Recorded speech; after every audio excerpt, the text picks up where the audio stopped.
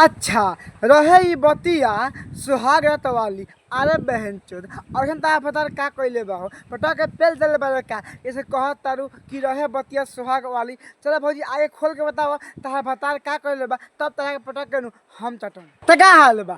आज हम बात कइले बानी अवधेश प्रेमी एंड धनंजय धड़कन। भाई आज के वीडियो बहुत फार बा क्या कि वीडियो हम बनाते हैं जंगल में देख सकते हो पीछे।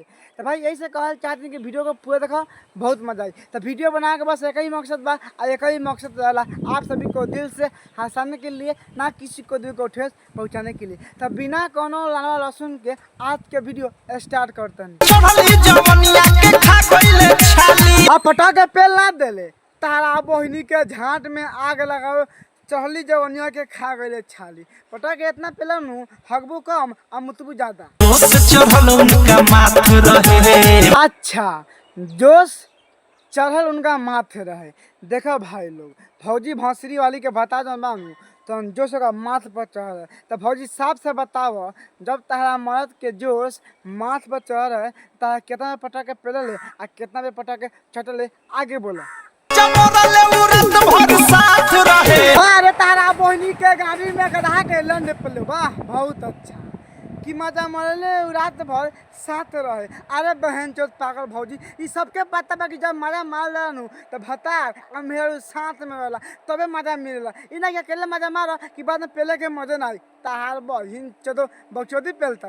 आगे बोलो हमरा सोइया के ढोढ़ी पे हाथ रहे। वाह रे भौजी भौसरी वाली वाह बहुत अच्छा क्या मैं सोइया के ढोढ़ी पर हाथ रहे। क्या बात है आप लोग सुन रहे हैं बहुत अच्छा भौजी बहुत अच्छा। मैं तो बोल रहा हूँ अपना ढोरी पे नहीं अपना गाड़ी पे हाथ लगा रखो और उसको हक दो भैया चाट लेंगे।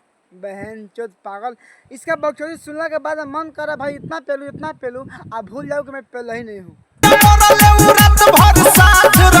मैं बोलता हूँ आपको बकचोदी कम पेला करो लेकिन तुम बकचोदी करने से हार नहीं मानती हो। अरे बहन चोद जब तुम्हें बताया मजा मारेगा तो साथ ही रहेगा ना। तुमसे दूर जब चल जाएगा तो मजा मिलेगा नहीं मिलेगा। बहन जो तू पागल है ठीक हमको भी पागल कर देगी। बहन चोद बस देखा भाई लोग तो नहीं खुश सुना किंतु भौजी कहते कि मजा मरल ले वो रात भर साथ रहे। अरे बहन चोद इतना पहलेंगे ना बहन चोद इतना पहलेंगे ना कि तुम्हारा झाट अरे झाट ना रसा फाट जाएगा। झाट ना छिलले तारा बहनी के गाड़ी में गधा के लंड पेलो कि हमारे सैया जी के ढोरी पर हाथ रहे। तो नहीं बताओ भाई लोग जब एक भतार बा तो ढोरी पर हाथ धरे चाहे भौजी के मतलब अगला बूढ़ी पर मतलब आगे पर हाथ धरे चाहे गाड़ी पर हाथ धरे चाहे छाती पर हाथ धरे उस समय का करे के बा उत्तर भतारा अगर पटा के पेलते पेलते मुठो मार ले नू हमारा कोनो दिक्कत नहीं। लेकिन तुझे बात कहते है नू कि हमारे सैया जी के ढोरी पर हाथ रहे ई ता बात सुनने के बाद मन तक कहता पटा के पेल दिया कहीं हम पेल ही नहीं। अच्छा रोज रोज रात होला। अरे भैया तो सबके पता बा कि रोज रोज रात होला तो नया बात कौन बा ना तार बहन में नया बात बताओ तो एमे नया बात कौन बा कि तू कहत तारा। अरे यार बहन गाना भी गाता सुन भाई सुनला के बाद में बहन मन तक सारा से इतना पहली कि पेल के मर जाइए हम खुद।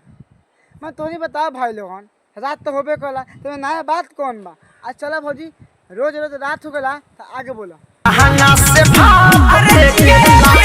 अरे तारा बहनी के लहंगा में आलू चॉप बनाओ वाह बहुत अच्छा।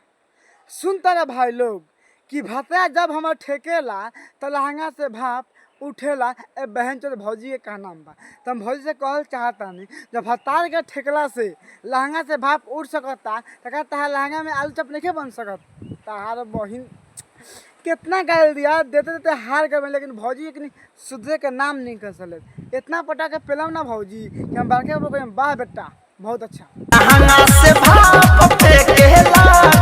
लहंगा से मुँह ना देवेलू तारा बहनी के झांट में आग लगाओ कैसन बात करते यार कि हमारे लहंगा से भाप फेंकेला। अरे भौजी लहंगा से भाप ना लहंगा से माल चुएला वो जब पेलवाला पर ऐसे ना तारा बहनी के भाई कुछ भी यार बस कसम जो कहती मैं ये भौजी के बात सुनता नहीं हूँ तो मन करता भौजी के ट्रेन में बैठा के भेज दी लंदन से मरवा दी बहन का गान फाट जाए। बहन चोद कहेगा देख ट्रेन जा रहा है सामने से देख रही हो भाग बहन चोद जाके दो बैठ जाओ बहन चोद